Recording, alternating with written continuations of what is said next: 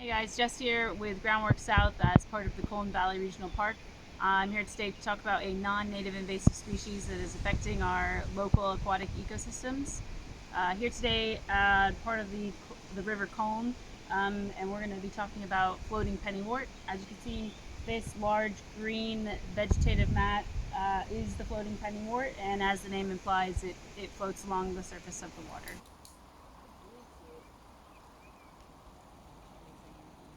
Floating pennywort is typically seen in large, dense mats. The mats are formed when the roots intertwine, and the floating pennywort is characterized by emergent stems, so stems that come out of the water, or leaves that just float on top of the surface of the water. The stems are hollow and fleshy, and the roots are made up of fine white hairs. The leaves of the floating pennywort can be up to 7 centimeters in diameter and appear lobed and kidney-shaped. Here's a great example of the emergent stems. So they're coming out of the water, and then you've also got leaves that just float on top of the water surface. Okay. As you can see here, floating pennywort leaf is it can get up to about 7 centimeters in diameter. It has deeply lobed leaves here and a very deep indentation that joins up into the stem. They appear to be kidney-shaped, and then they're attached by this hollow, fleshy stem. And then they're also characterized by these fine root hairs. These root hairs actually help to create the mats that you'll see.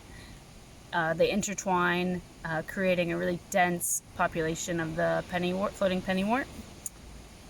And in here you can actually see new growth, and floating pennywort can grow up to 20 centimeters per day in optimal conditions. A native species that looks similar to floating pennywort is the marsh pennywort. However, this can be differentiated by the round leaves of marsh pennywort versus the kidney-shaped leaves of floating pennywort. Also, the marsh pennywort leaves are not lobed. Floating pennywort can grow up to 20 centimeters per day in optimal conditions, and it can double its weight every 3 days. It can reroot or regrow from vegetative reproduction. This means that a new plant can regrow from a fragment of an older plant. This type of reproduction makes total eradication extremely difficult. If you imagine a tiny piece of floating pennywort that gets lost, floats downstream when attempting to remove the plant from the river, it can regrow from that. Floating pennywort is listed under Schedule 9 in the Wildlife and Countryside Act of 1981, deeming it an offense to plant, spread, or cause this species to grow in the environment.